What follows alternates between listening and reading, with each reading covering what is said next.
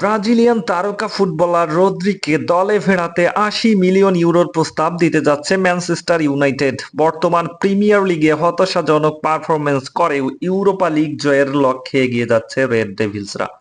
সেমিফাইনালের প্রথম লেগে লা লিগার ক্লাব বিলবাওকে ৩-০ গোলের বড় ব্যবধানে হারিয়ে ফাইনালে এক পা দিয়ে রাখল ইংলিশ ক্লাবটি। তবে পরের মৌসুমে চ্যাম্পিয়ন্স লিগে খেলার যোগ্যতা অর্জন করতে হলে ইউরোপা লিগ জয়ের কোনো বিকল্প নেই রেড ডেভিলসদের সামনে। আর সেই পরিকল্পনার বড় অংশ জুড়ে রদ্রিগোর থাকার গুঞ্জন জোরালোভাবেই শোনা যাচ্ছে। স্প্যানিশ কয়েকটি গণমাধ্যমের দাবি অনুযায়ী ২৪ বছর বয়সী এই ফরোয়ার্ডকে নতুন যুগের প্রতীক হিসেবে এই সামার ট্রান্সফারেই দলে নিতে চায় ইউনাইটেড। শোনা যাচ্ছে ক্লাবটির আক্রমণ ভাগ গঠনের পরিকল্পনার বড় অংশ জুড়েই আছেন ২৪ বছর বয়সী এই ব্রাজিলিয়ান। উল্লেখ্য ২০১৯ সালে সান্তোস থেকে রিয়াল মাদ্রিদে যোগ দিয়েছিলেন এই তারকা। এখন পর্যন্ত মাদ্রিদের হয়ে ২৭৭ ম্যাচে ৬৮ গোলের পাশাপাশি করেছেন ৫০টি অ্যাসিস্ট। জিতেছেন ৩টি লা লিগা এবং ২টি চ্যাম্পিয়ন্স লিগ শিরোপা।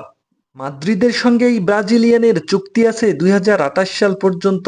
এদিকে একটি গণমাধ্যমের দাবি রিয়াল মাদ্রিদও নাকি রদ্রিগোকে বিক্রি করতে প্রস্তুত। রিয়াল সভাপতি পাপা বেরজো নাকি এই সিদ্ধান্তের পক্ষেই আছেন। মার্কা জানিয়েছে এমবাপ্পেকে দলে নেওয়ার পর রদ্রিগো নিজেকে উপেক্ষিত মনে করছেন এবং ক্লাব ছাড়ার কথা ভাবছেন। চলতি মৌসুমে লা লিগা এবং চ্যাম্পিয়ন্স লিগ মিলিয়ে সর্বমোট ৩২টি ম্যাচে শুরুর একাদশে ছিলেন এই তারকা। ম্যানচেস্টার ইউনাইটেড ছাড়াও লিভারপুল, ম্যান সিটি এবং আর্সেনালের মতো বড় বড় ক্লাবগুলোর নজরও আছে এই ব্রাজিলিয়ানের উপর।